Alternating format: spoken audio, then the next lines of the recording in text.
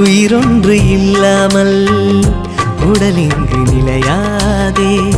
உயிர் என்ன பொருள் என்று அலைப்பாய்ந்து தெரியாதே.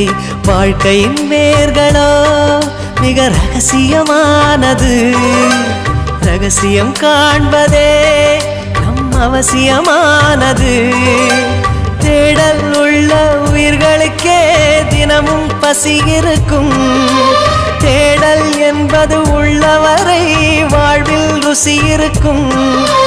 பாடல் போல தேடல் கூட ஒரு சுகமே.